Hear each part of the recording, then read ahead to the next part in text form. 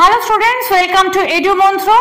সামনেই তোমাদের বিসিএস এর মেন্স এর পরীক্ষা। নিশ্চয়ই সবাই খুব মন দিয়ে পড়াশোনা করছো, বিভিন্ন বিষয় নিয়ে লেখাপড়া করছো।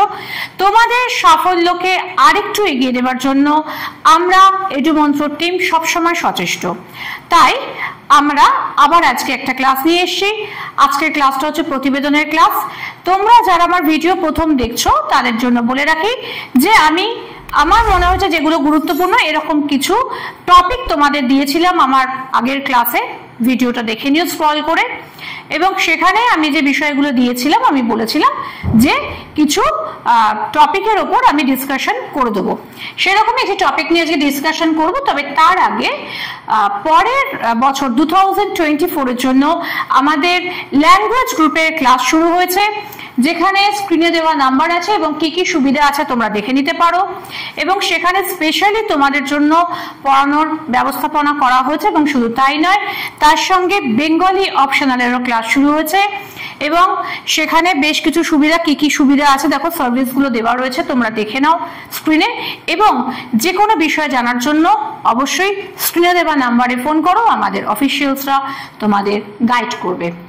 চলে আসছি আমাদের পরবর্তী যে মূল ক্লাসে, এবং যেখানে সম্পাদকীয় প্রতিবেদনের বিষয়, আজকের বিষয় ই বজ্র বা ইলেকট্রনিক বর্জ্য এবং সমস্যা এবং তার প্রতিকার। দেখো, এটা এখন একটা জ্বলন্ত সমস্যা, ইলেকট্রনিক বজ্র। হ্যাঁ, যে আমরা এতভাবে আধুনিক হয়ে পড়েছি, প্রচুর পরিমাণে ইলেকট্রনিক্স জিনিসপত্র, আমাদের যান্ত্রিকতার যুগ, যন্ত্র নিয়েই আমরা চলছি। এবং এই যান্ত্রিকতার যুগে এত বেশি যন্ত্র ইউজ করছি, এবং সেগুলো কিছুদিন বাদেই সেগুলো নতুন নতুন আরো টেকনোলজি আসছে, নতুন নতুন সফটওয়্যার আসছে, পুরোনো যেগুলো সেগুলো আমরা তখন কি করছি, ফেলে দিচ্ছি।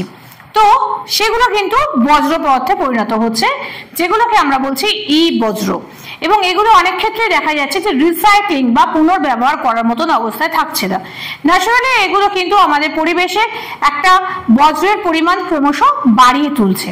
চলো আমরা দেখে আসি যে এর সমস্যা এবং প্রতিকার কিভাবে করব বা কিভাবে প্রতিবেদনটা লিখব।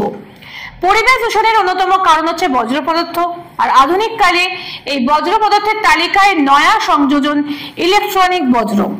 ইলেকট্রনিক বর্জ্য হলো পরিত্যক্ত কম্পিউটার, ইলেকট্রনিক সাজ সরঞ্জাম, মোবাইল ফোন, টিভি বা ফ্রিজের বিভিন্ন অব্যবহার্য বা পরিত্যক্ত পদার্থ।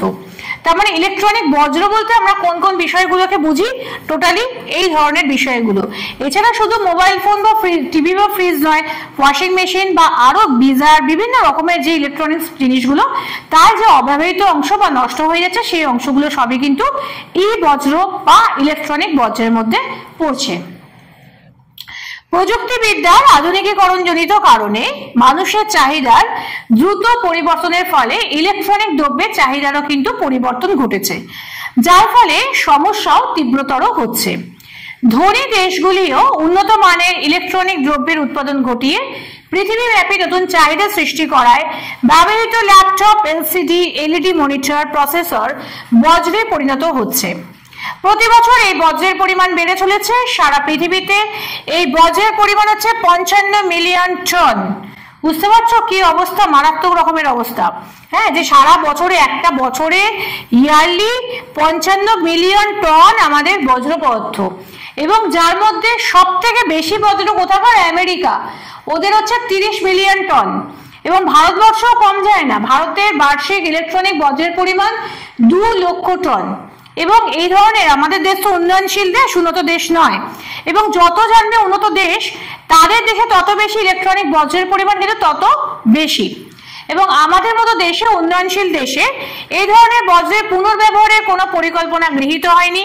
অথচ আধুনিকতার সঙ্গে তাল মিলিয়ে ইলেকট্রনিক দ্রব্য ব্যবহারের উপযোগিতা বেড়েই চলেছে। রোজ একটা করে জিনিস বেরোচ্ছে, রোজ এক ধরনের সফটওয়্যার আসছে বা মোবাইল আসছে, রোজ আমরা কিনছি, পুরোনো মোবাইলটা ছুঁড়ে ফেলে দিচ্ছি, ব্যাস সেটা ইলেকট্রনিক বজ্র হয়ে গেল। এবং ওগুলোর কোনো রিসাইক্লিং বা রিইউজের কোনো ব্যাপারই নেই।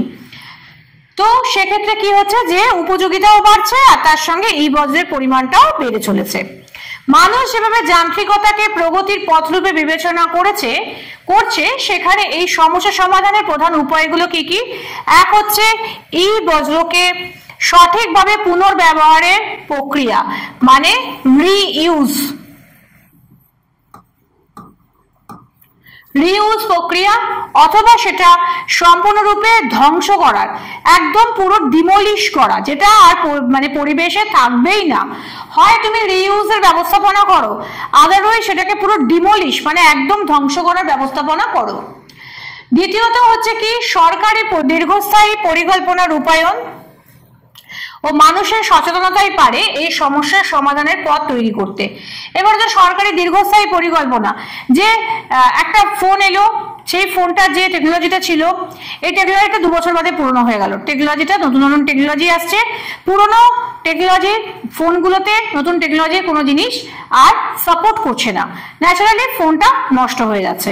এরকম কিছু করা যাবে না, অর্থাৎ একটা নির্দিষ্ট সময় দিতে হবে যাতে সেই ইলেকট্রনিক জিনিসটা সময় মতন সেই অতটা সময় ব্যবহার করা যায়, এবং সে যদি না ব্যবহার করা যায় তাহলে সেরকম ধরনের প্রোডাক্টটা সেভাবেই লঞ্চ করতে হবে যাতে কিনা আগের বা পরে 2 ধরনের বিষয়তে সেটা থেকে থাকে।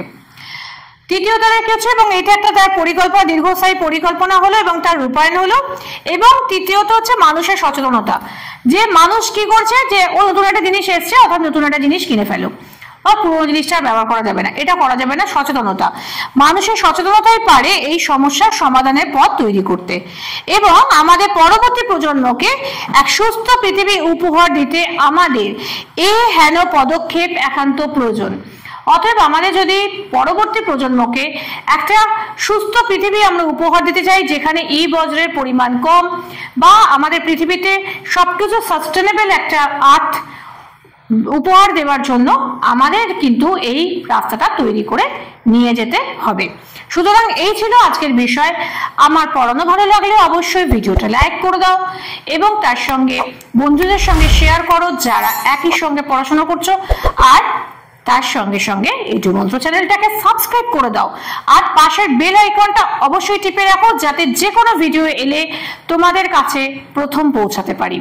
ফিরে আসবো খুব শিগগিরই অন্য কোনো বিষয়ের ওপর ভিডিও নিয়ে। আজকের জন্য এইটুকুনি।